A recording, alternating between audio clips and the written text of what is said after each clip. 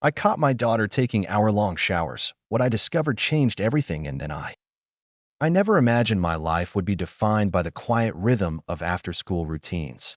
Weekend movie nights, but here I am, 32, divorced, and raising my 9-year-old daughter in the sleepy town of Ashbury, Illinois. 2 years ago, everything was chaos, and now, every moment of peace feels like a victory I had to claw my way toward.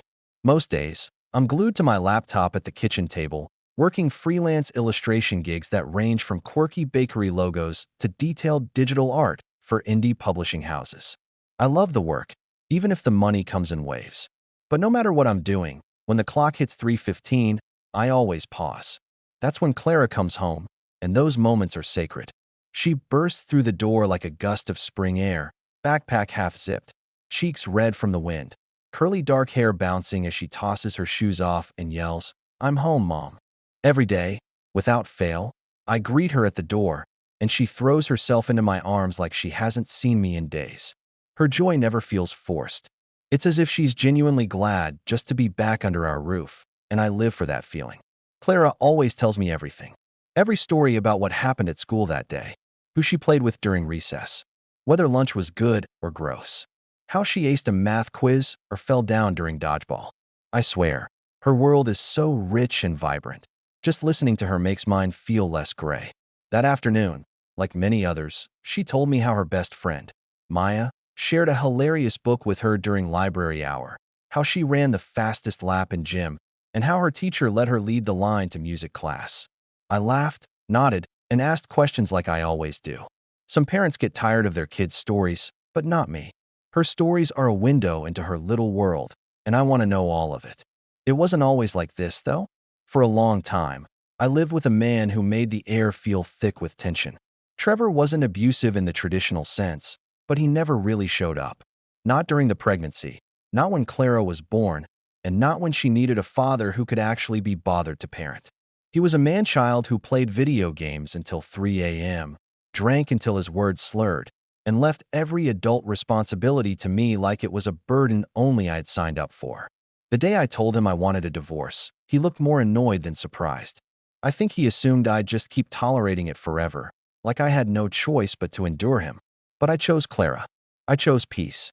And even though I was terrified about money, about raising a child alone, about the unknown, I walked out with my head held high and my daughter in my arms. At the time, Clara was only 7. She was too young to fully understand. But even then, I remember her clinging to me and asking if things would be better now. I promised her they would, and for once, I didn't lie to her. Now, 2 years later, Trevor's visits are court-regulated, one Saturday a month. He never misses a payment and never asks for more time than the judge allowed. I guess even he knows better than to test those boundaries.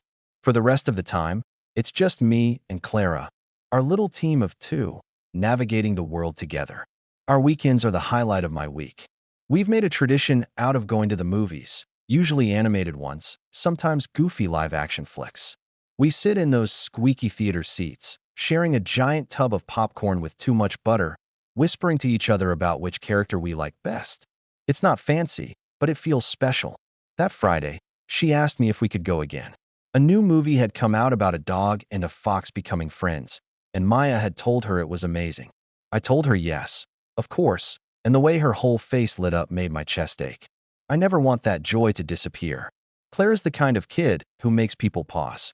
Her teachers say she's kind and curious, always helping others without being asked. She helps me around the house, too, folds laundry, wipes the counters, even offers to massage my shoulders if I look tired. It's like she's made of empathy. That night, while I chopped onions for dinner, I watched her from the corner of my eye, sitting at the table doing math homework, her brows furrowed in concentration. I found myself thinking how fast she was growing. Not just taller, but more thoughtful, more self-aware. There are moments where she looks at me with this maturity that startles me, and I wonder if I'm imagining it. When I put the chicken curry on the table, her favorite, she clapped and said, "You're the best, Mom," and my heart nearly broke with love. We talked about school, her upcoming art contest, and what snacks we'd sneak into the movie theater on Sunday. She was still her bubbly, expressive self. Later that night, after brushing teeth and climbing under the covers, we did what we always do. We laid side by side and talked about our dreams. Sometimes they're silly, like owning a castle full of cats. Other nights, they're serious. That night, Clara looked at me and said, "Let's keep working hard together. Just the two of us." Her hand slipped into mine, and I couldn't speak for a second. It wasn't just the words. It was the way she said them, with quiet certainty, like she understood our situation better than a child her age should.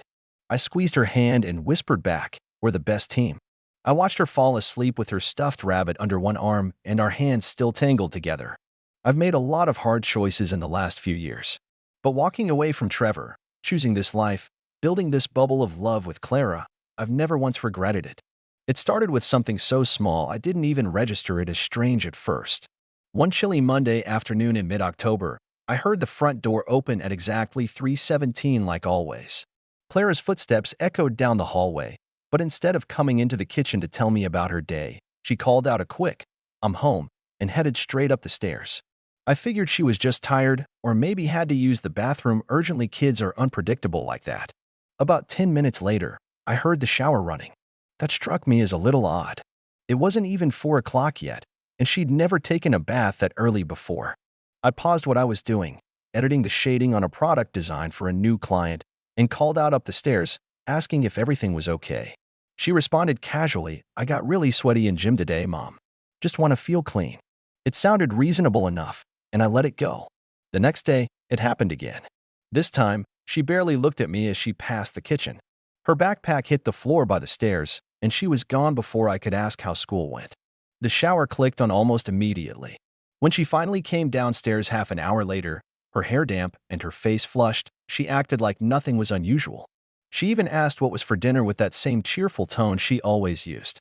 Still, a voice in the back of my mind whispered that something was off. I pushed it aside because she was still doing her homework, still eating well, still sleeping soundly through the night. Her teachers hadn't mentioned any problems either. Maybe she really had just gotten more interested in staying clean.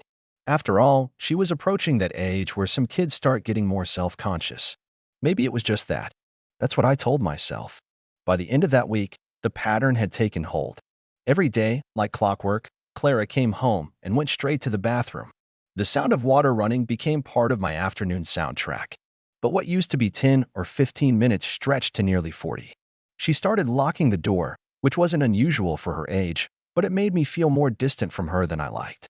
One evening, after she'd been in there for what felt like forever, I knocked gently and asked if everything was okay. Her response was quick but quiet, "Just a little longer, Mom." Her voice didn't have its usual energy. It sounded smaller somehow, like she was trying to sound casual but couldn't quite manage it. I started watching more carefully. I noticed she didn't tell stories about school anymore. When I asked her how her day went, she'd say, "It was fine," or "Nothing special happened." No more stories about Maya or the funny things her teacher said or the games they played during recess. It was all so vague, so unlike her. One night at dinner, I brought it up as gently as I could. I didn't want to scare her off or make her feel interrogated, but I needed answers. I asked why she'd started bathing every day right after school. She looked up from her plate, chopsticks still in hand, and for just a moment I saw something flicker in her eyes, confusion, maybe hesitation. Then it was gone. She smiled and said, "The school nurse talked about hygiene last week. She said it's important." Her voice was smooth, practiced. It didn't sound like a lie exactly, but it didn't ring true either. I praised her, told her I was proud of her for taking care of herself, but my stomach tightened the way it does when your instincts are trying to scream through your logic. I tried reaching out to Maya's mom later that week, just to see if she'd noticed anything. She said Clara seemed a little quieter lately, but was still playing with the other girls and doing well in class. She even said she thought Clara had become more mature recently. That word, mature, stuck with me longer than I wanted it to. By early November, the bath time stretched longer. Some nights she was in there for nearly an hour. I'd knock gently, remind her not to use up all the hot water, and she'd always reply, "Almost done."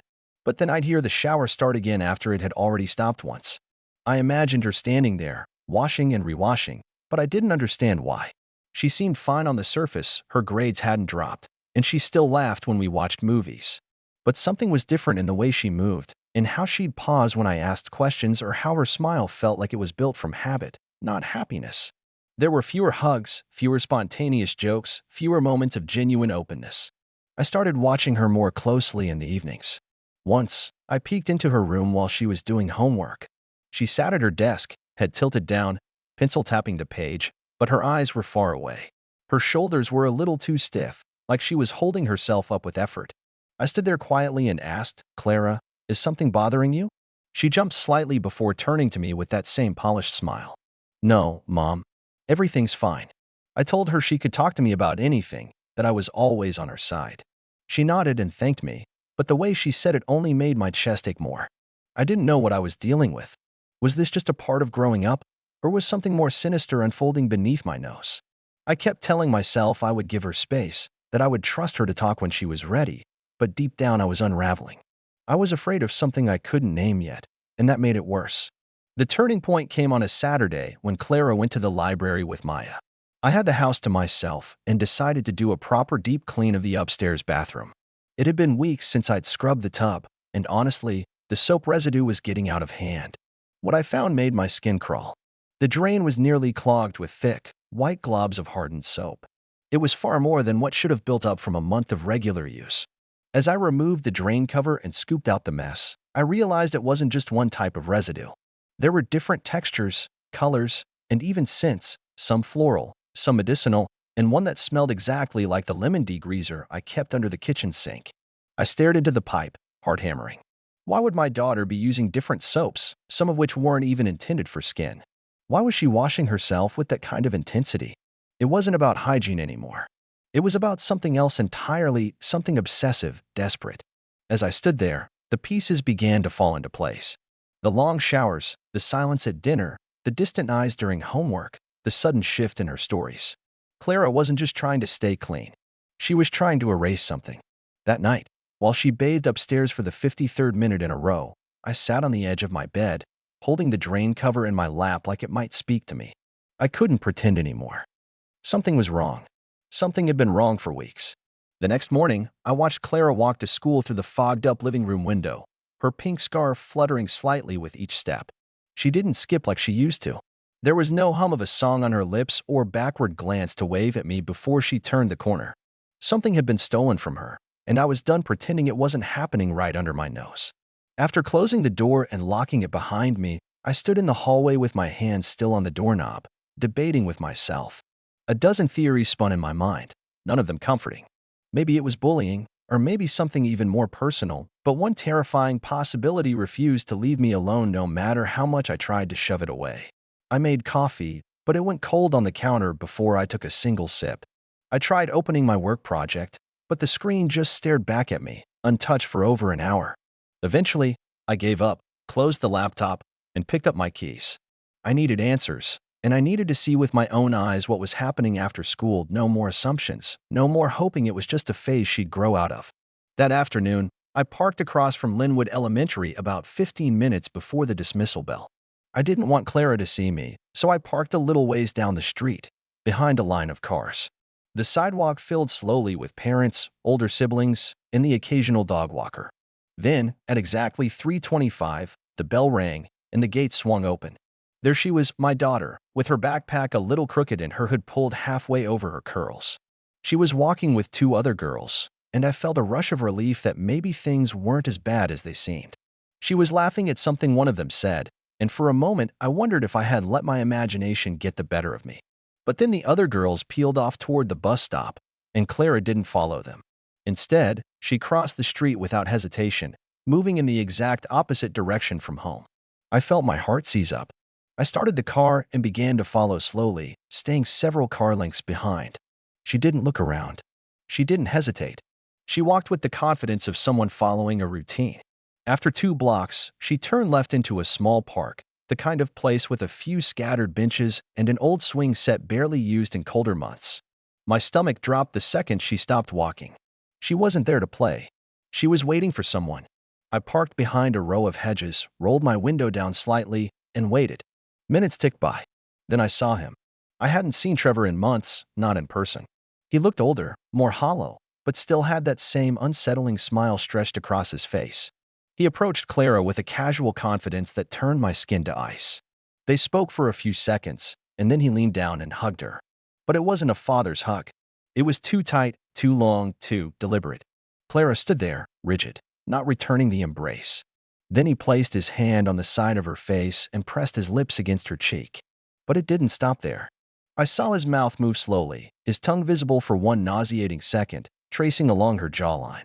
I don't remember grabbing the steering wheel. I don't remember biting the inside of my cheek until I tasted blood. All I remember is my vision going blurry and every bone in my body screaming to go tear him off her.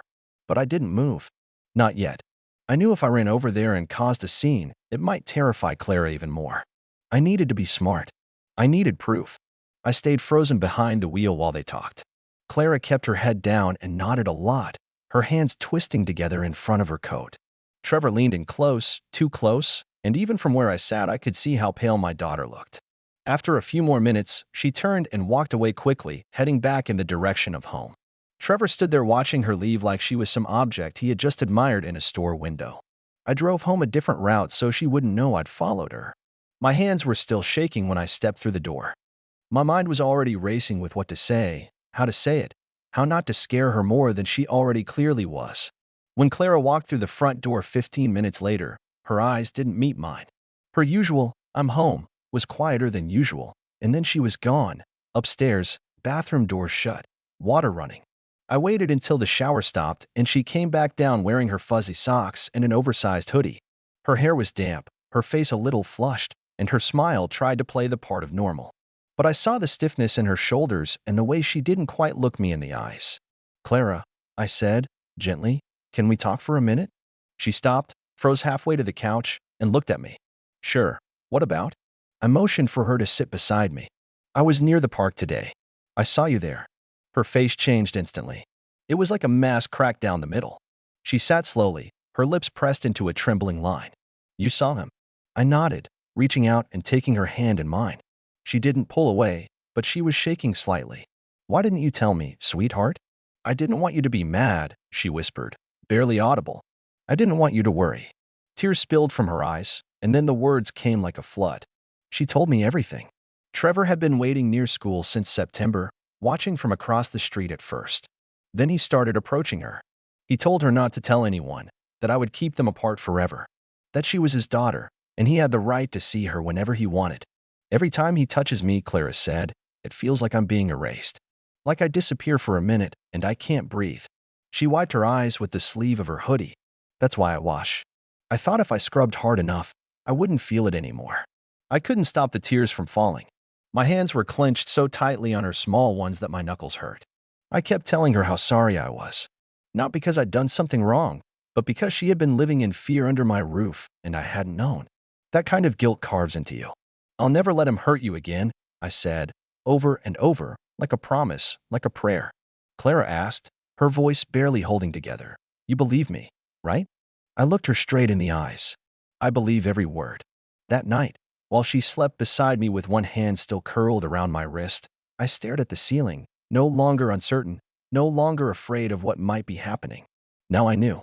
And there was no part of me that was going to let this go unanswered. Tomorrow, I would call the police. I would report everything. And I would make sure Trevor never got near my daughter again. The following morning, before the sun had even cleared the edge of the rooftops, I was already dressed, sitting in the living room with the phone in my hand. Clara was still asleep upstairs, curled beneath her blanket like nothing had happened, and part of me wished I could just let her stay in that peace forever. But I couldn't. I had to protect her, even if it meant ripping through every layer of calm we'd built together these last 2 years. I called the Ashbury Police Department first thing, explained that I needed to speak to someone immediately. My voice didn't shake, not even once, which surprised me. They transferred me to a detective in their family crimes unit, and I laid it all out in clear, unwavering detail. Every word Clara had told me. Every moment I had witnessed in the park. I even mentioned the soap scum, the drain, the smell of degreaser, every shred of evidence, no matter how strange it sounded out loud. The detective didn't question my urgency. He listened closely, asked focused questions, and scheduled an interview with Clara for the next day at the department's Child Protection Division. He also instructed me to begin filing for a temporary restraining order through the county clerk's office, which I did immediately afterward. When I picked Clara up from school that afternoon, I told her the truth gently but firmly, that we were taking action, that what she'd endured was not her fault, and that the law would take her side. She didn't say much on the drive home, but she held my hand the whole way back. The interview at the station was both heartbreaking and necessary. Clara sat beside a social worker in a softly lit room while two detectives asked her questions through a child-friendly process. I watched through a one-way mirror. My stomach knotted so tightly I could barely breathe. But Clara didn't falter. She answered everything. Her voice quivered at times, her hands twisted in her lap, but she told the truth. By the end of the week, they had opened a formal investigation. I gave them the video I had secretly taken from the car, the one where Trevor kissed Clara's face and whispered things into her ear like she was his to claim. That video, along with Clara's testimony, was enough to push things forward faster than I ever expected. 3 days later, Trevor was arrested at his apartment. The officers found him sitting on the couch watching TV like nothing in the world had gone wrong. He didn't resist, didn't even raise his voice. But when they cuffed him, I imagined the moment Clara would hear the news, that he wasn't free to lurk in the shadows anymore. That evening, I told her. I knelt by her bed and whispered, "He's gone, Clara." They arrested him. Her eyes widened first in disbelief, and then her whole face crumpled. She burst into tears and threw her arms around my neck. "He won't come back?" she asked through sobs, and I held her tighter than I ever had. "He absolutely won't," I said, and I meant it. The court moved quickly. Given the severity of the accusation and the strength of the evidence, they prioritized the hearing. Trevor tried to deny everything. His lawyer called it a misunderstanding, a confused interpretation of fatherly affection, which made me sick to my stomach.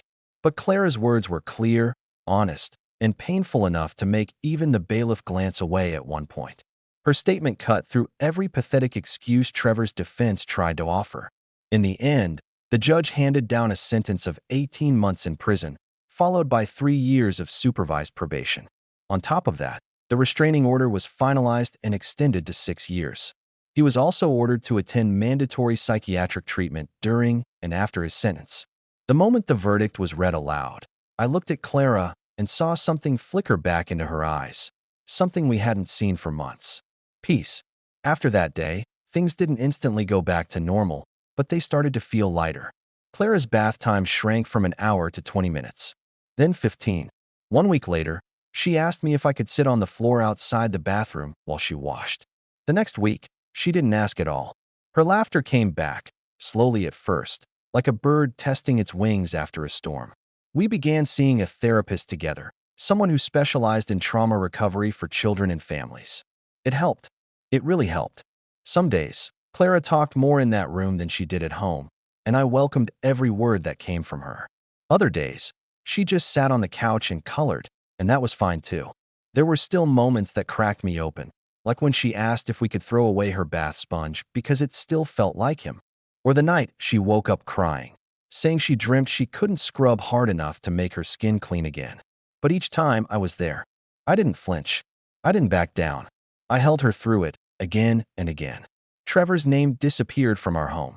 It stopped coming up in conversation, stopped surfacing in Clara's drawings or bedtime fears. One evening, as we sat on the couch watching a goofy animal movie, she turned to me suddenly and said, "I don't think he was ever really a dad." I turned the volume down and looked at her. "What do you mean?" I asked. She shrugged slightly, chewing on a piece of popcorn. "He didn't take care of me. He just wanted me to listen to him. But you protect me, even from things I don't understand yet. That's what a real parent does, right?" I nodded and tried to hide how deeply those words hit me. "That's exactly what a parent does," I whispered. By the time spring came to Ashbury, Clara was smiling again without effort. She was riding her bike after school and planning playdates with Maya like nothing had ever broken her. We still went to the movies every weekend, but now it wasn't just an escape, it felt like a celebration. Every shared joke, every spilled popcorn kernel, every sleepy car ride home afterward reminded me that we were healing. She even started planting flowers in the garden with me, kneeling in the dirt with her hair pulled back and her fingers covered in soil. One Saturday, while placing tulip bulbs in neat little rows, she asked if flowers could become a family too. I told her yes, they could. They grow side by side, support each other, and bloom brighter together than they ever could alone. She smiled at that and said, "Then we're like the flowers, right?" "We absolutely are," I told her, brushing a smudge of dirt off her cheek. "You and me, we're the strongest garden." It was late June when the air finally lost that damp bite of spring, and for the first time in months, I let myself breathe without waiting for something to go wrong. Clara had finished the school year with straight A's and a certificate for Most Thoughtful Student, which she proudly taped to the fridge like it was a Nobel Prize. Our weekends became filled with bike rides and ice cream, and each night ended with her sleeping peacefully, no longer curling into a tight ball like she used to. I'd started sleeping through the night again, though not every night. Some nights I still lay awake, just watching the red digits on the clock change, reminding myself that it was over, that Trevor was behind bars, and we were safe. Most of the time, I believed it. Most of the time, I believed we had finally stepped out of the shadow he left behind. Then one Tuesday evening, my phone rang from an unknown number. I was chopping carrots, dinner half prepped, and Clara was upstairs blasting music while building a cardboard castle. Without thinking, I answered it, already halfway expecting it to be spam. But no one spoke. Just slow, steady breathing. I froze. "Hello?" I said again, louder this time. Still no response, just that same breath on the line. My stomach sank. I hung up quickly, set the phone down, and stared at it like it had changed shape. I told myself it was nothing, some prank or misdial, but something about the rhythm of the breathing chilled me in a way I couldn't shake. 2 days later, Clara's teacher called. She sounded hesitant, unsure how to phrase what she'd noticed, but she said Clara had started zoning out again. Nothing major, just a few quiet moments during recess, some scribbled drawings of people standing alone in the rain, and a sudden reluctance to answer questions in class. She asked if everything at home was still going okay. I told her yes, because I wanted to believe it. That night, Clara took 40 minutes in the bathroom again. I heard the water shut off, then start again. She came out wearing a hoodie despite the heat. Her eyes were tired. When I asked if she was okay, she said she was just tired from playing outside. But the lie didn't land. Her smile didn't even try. I felt it all coming back like a slow-motion avalanche I couldn't stop. I called the detective we'd worked with and asked, very calmly, whether there had been any updates on Trevor's status. I expected a brief confirmation of his incarceration, maybe a court date update I'd forgotten. But instead, I got silence. Then a deep sigh. He said there had been a delay in processing the formal extension of Trevor's sentencing due to a procedural appeal filed by his defense attorney. Somehow, unbelievably, Trevor had been released 2 weeks earlier, pending the appeal's resolution. I wasn't notified. No letter, no call, nothing. The restraining order paperwork had hit a clerical snag and was never finalized in the state database. I stood in my kitchen, gripping the countertop so tightly my fingers went numb, while the detective apologized and assured me they were correcting the error. I didn't scream. I didn't cry. I simply hung up and went to check all the locks on the doors and windows again. The next morning, Clara said she wanted to stay home from school. She said her stomach hurt, and her voice was too soft. I told her she could rest for the day, but I didn't leave her alone. Every few minutes, I checked on her. She didn't complain. She just nodded. That night, around 11, I checked our doorbell app. It was just habit at this point, something I did while brushing my teeth, like scrolling through weather forecasts. But there, at 10:42 p.m., was a single motion-triggered recording. A man stood across the street in the rain, under a broken street lamp, his hands in his pockets. He didn't move. He didn't approach the house. He just stood there for over 2 minutes, staring at the windows, unmoving. The camera caught only the outline, the posture, the faint line of his jaw under a soaked hoodie. But I knew it was him. I knew it. I showed the video to Clara the next morning, and her reaction removed any remaining doubt. She stopped breathing for a full second, then whispered, "He said he'd never stop." That's when I knew we were no longer reacting to trauma. We were under threat, active and present. I contacted the police again and sent the footage. They opened a case immediately this time. A squad car began patrolling near our street every few hours. It helped, but it didn't undo the damage. Clara started sleeping in my room again. We stopped going out after dark. 1 week later, I got a package in the mail. No return address. Inside was a pink notebook, Clara's old one, from last year, the kind she used to journal in before things had fallen apart. I hadn't seen it in months. I asked her if she'd lost it at school or left it at Trevor's place long ago, but she only shook her head, silent. I flipped through the pages. Most were blank, but in the middle, there was a single line written in shaky block letters. "You took her from me. I'll take something back." I reported the package immediately. The police collected it for evidence, dusted it for prints, and promised they were doing everything possible. But all I could think about was that sentence, the threat disguised as sentiment. Trevor hadn't come back to beg for forgiveness or even attention. He had come back for revenge. I stopped sleeping after that. My ears were tuned to every sound the house made. A creaking pipe felt like footsteps. A rustling tree became someone brushing against the glass. I knew I couldn't go on like this. Not for another month. Not for another day. I called a friend from college who lived in another state, someone I hadn't spoken to in years, but who had a guest house and a heart full of kindness. I explained everything. Without hesitation, she told me to come. No questions asked. No time limit. Just come. So we packed. Quietly. Without warning anyone except the detective and the school. I told Clara we were going on an adventure. She didn't ask for details. She just nodded and said, "Will there be flowers?" And I said yes. Yes, there will be flowers. As we drove out of Ashbury, I kept checking the rearview mirror, half expecting headlights to appear and follow us for miles. But they never did. The highway opened up before us, the trees whispering through the wind, and Clara slept in the back seat with her knees tucked under her chin. We've been in Maine for 3 months now. It's a quiet town near the coast, filled with antique stores and summer fog. Clara's in a new school, and she started painting again. Her therapist helped transfer the sessions to a new local office, and slowly, she's building trust with someone new. She still sleeps with the light on, and I still check the locks 3 times each night. But something strange has started to happen. We've started laughing again. Not the forced kind, but the real, belly-deep kind that feels like sunlight cracking through shutters. Last week, Clara painted a picture of a lighthouse. She told me it was to keep monsters away. I asked her, "Do you still think he'll come back?" And she said, "I don't know, but if he does, we'll be ready." I'm not sure what I expected from the end of this story. Justice? Maybe peace. Maybe closure. But what I got was something different. I got survival. I got a daughter who wakes up and chooses to try again every morning. I got a second chance to protect the only thing that's ever truly mattered. And if he ever finds us again, if his shadow ever dares to stretch across our doorstep, this time, I won't just watch. This time, I'll be the storm he never sees coming.